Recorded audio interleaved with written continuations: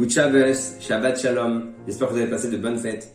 Ce Shabbat, c'est le Shabbat Koach Nissan, le 28 Nissan, le jour où le Rabbi nous a annoncé que la responsabilité de la venue de Mashiach, elle est dans nos mains à nous et non pas dans la main des tzadikim. Bien sûr qu'ils font tout le travail, bien sûr qu'ils peuvent faire venir Mashiach, mais Hachem, il veut que son peuple demande Mashiach.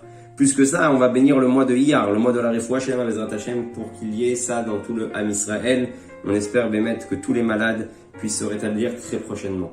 J'aimerais vous raconter une histoire qui s'est passée avec un juif qui s'appelle Yehuda Ben Shushan. Ce juif-là, Baruch Hashem, il a eu une fille avec la bénédiction du Rabbi.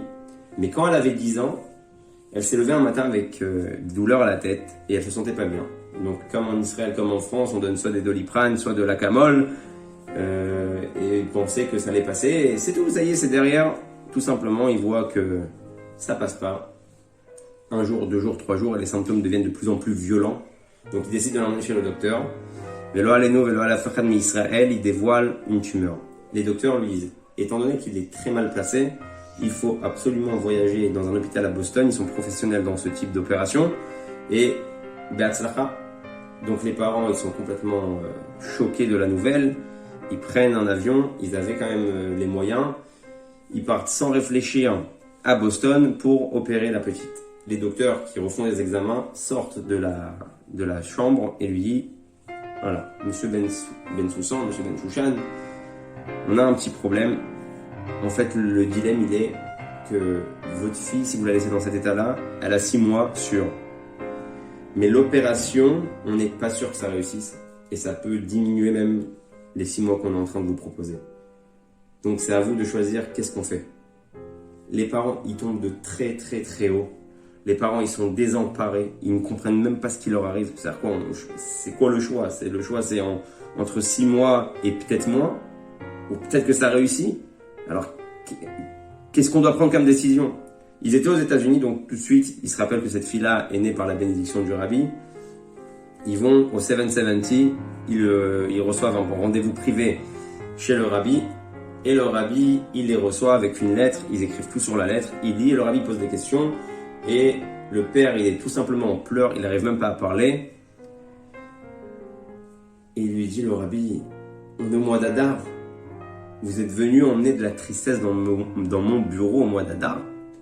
Donc, le père, il est complètement choqué. C'est pas une blague que je suis en train de raconter, c'est quelque chose de sérieux. D'accord, on est au mois d'Adar, mais le Rabbi le regarde et quoi? Et pleurer, ça va aider à la situation. Le Rabbi le regarde et lui dit, Vena aforchu. Tout va se transformer. Il se console et il part. Quand il retourne à Boston, il se dit, mais 2 secondes. J'ai oublié de poser la question au Rabbi. Est-ce qu'il faut faire l'opération ou pas? C'est quoi le naforou? Est-ce qu'on doit faire et ça va bien se transformer? Ou est-ce qu'on ne doit pas faire et ça va se transformer tout seul? Donc sa femme lui dit, envoie une lettre au Rabbi, on va pas retourner, envoie une lettre. Il envoie une lettre. Et le Rabbi dit, j'ai déjà répondu. Je vous ai dit, Vena naforou. Il voit ça, mais c'est toujours pas clair. Il reçoit la lettre. Il dit, mais attends, naforou de quoi? Il renvoie une 3e lettre. Mais j'aimerais savoir, Rabbi, c'est quoi ce Vena naforou? Qu'est-ce qu'on doit faire? Et le Rabbi dit, étant donné que vous avez des questions, alors allez demander à un 3e docteur son avis. Le 3e docteur, il dit qu'il faut faire l'opération. Donc ils font l'opération. Il y a un miracle, c'est que l'opération, elle se passe bien. Ils arrivent à enlever la tumeur. Mais le souci, c'est qu'ils lui ont touché la partie qui concerne la mémoire, la parole et même un certain handicap au niveau des jambes. Les parents, ils sont complètement massacrés, nafshi, massacrés moralement. Qu'est-ce qu'on a fait? Est-ce qu'on a bien compris la bénédiction du Rabbi ou pas? On n'aurait pas dû poser de questions, on n'aurait rien dû faire et ça serait transformé. Donc maintenant, la culpabilité, elle est encore pire que avant l'opération. Pendant Seudat Mashiach, le dernier jour de Pessah, ils sont à Brooklyn, chez de la famille. Ils disent, on va aller voir le Rabbi. Le Rabbi les reconnaît de loin dans le Kahal, dans l'assemblée, et le Rabbi, il fait signe au père de venir le voir. Le Rabbi lui donne 2 morceaux de matzah. Il dit, un morceau c'est pour votre fille, c'est le manger de la refoua, et un autre c'est le manger de la emuna, de la foi. Donnez ça à votre fille, et vous prenez celui de la emuna.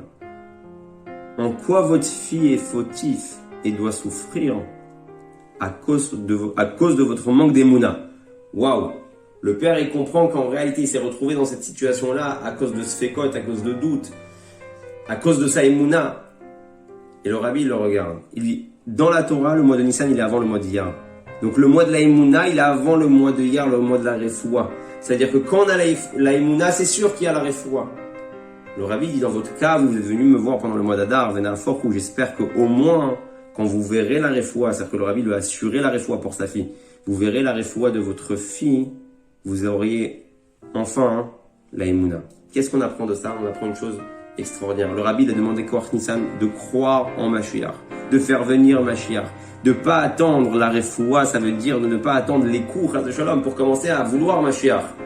Avant même que les coups arrivent, avant même qu'on ait besoin de refoua, le rabbi veut qu'on ait la émouna. Et quand on a la émouna, le mois de Nissan, il vient avant le mois d'Iyar, alors la refoua, elle se fait d'emblée. Les choses se font tout simplement, tranquillement. Bezrat Hashem, je souhaite à tout le Ham Israël et à moi-même en premier d'avoir une vraie émouna, la vraie foi dans la venue du Mashiach.